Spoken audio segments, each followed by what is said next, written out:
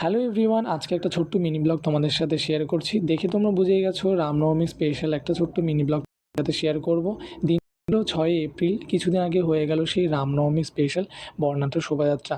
সেই শোভাযাত্রা আমিও সামিল হয়েছিলাম, মানে আমি ছিলাম আমার কাছের শহর ধূপগুড়ি। সেই ধূপগুড়িতে একটা বর্ণাঢ্য শোভাযাত্রা আয়োজন করা হয়েছে, যেটাতে আমি সামিল হয়ে গেছিলাম আর তোমাদেরকে ছোটোখাটো একটা ভিডিও শেয়ার করছি।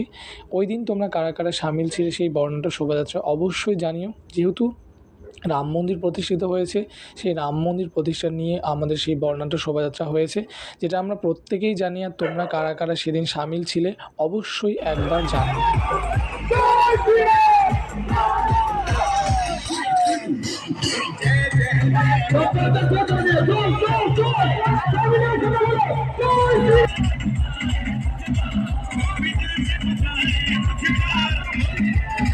তোমাদের সবাইকে একটা কথাই বলবো, যারা আমার ভিডিও দেখে কমেন্ট পাস করো, যারা আমার ভিডিও দেখেও বলো যে না আমি পারছি না ভিডিও করতে, বা ভিডিও আমি সেরমভাবে বানাতে পারছি না, সেরম ভয়েস ওভার দিতে পারছি না, যারা নাকি এইসব মন্তব্যগুলো করো, তারা প্লিজ আমায় আনফলো করতে পারো। যারা আমার ভিডিও পছন্দ না তারা দেখো না, যাদের দেখার তারা অবশ্যই ওয়েলকাম, তারা দেখো।